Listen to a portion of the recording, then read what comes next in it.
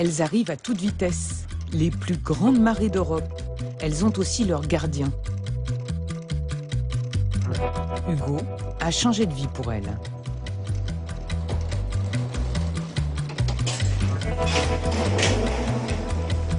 J'ai découvert la magie des marées, j'y suis allé le jour de la plus grande marée de l'année, donc voilà, et coup de foudre. Et j'y suis revenu 3 mois après. Et là, Hugo a quitté sa Mayenne natale pour s'installer à Saint-Malo, au plus près de sa passion.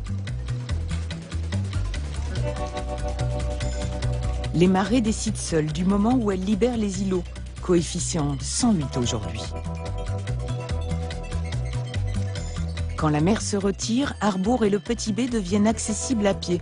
Hugo veille sur les passages sensibles. Là, dans 20 minutes, le passage est recouvert.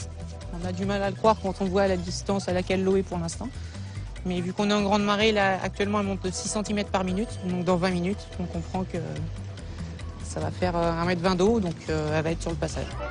Vite, les touristes prennent d'assaut les forts. Encore faut-il en trouver le chemin. On essaye tous les ans d'aller là-bas, on n'arrive jamais à la bonne heure. D'aller où là-bas? C'est quoi, je sais pas, le Petit Bay? Vous allez où? On va où? Là, on va visiter Châteaubriand. Châteaubriand. La marée est la gardienne du repos de l'écrivain, mais pas éternellement.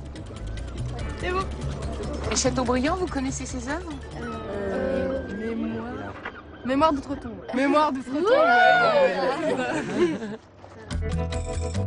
En 5 heures, la mer va monter de 13 mètres. Attention, danger. Hugo est paré. Hugo, ça monte très vite ici. Bah là, ça monte. C'est pas encore là que ça monte le maximum, mais là, elle fait quand même déjà presque 4 cm à la minute. Donc un quart d'heure de retard, ça pardonne pas. Donc là, vous voyez les 2 personnes qui s'engagent. Si elles s'en rendent pas compte, elles vont se faire piéger. Et voilà. Donc là, c'est pour ça qu'on va les avertir une fois que l'eau va être sur le passage.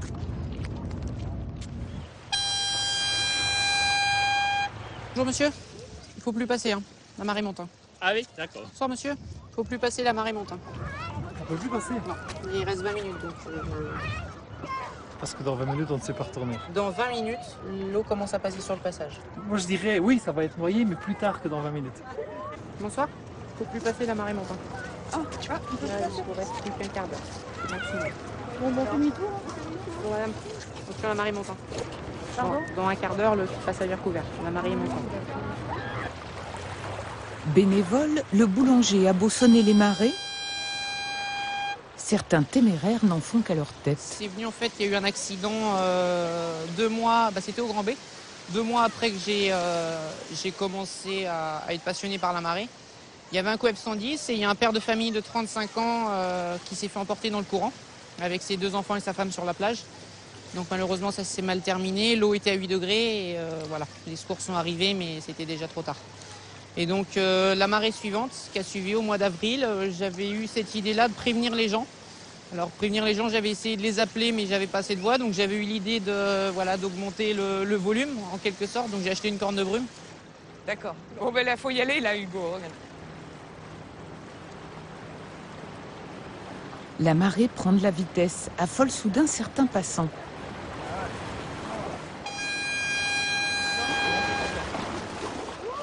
Vous avez pris des risques? Bah, je savais pas que la marée était remontée, tout simplement. Heureusement que ça sonnait. Oui. Ça m'a alerté. Merci. À quoi ça peut servir, voilà. Ça sert beaucoup, merci.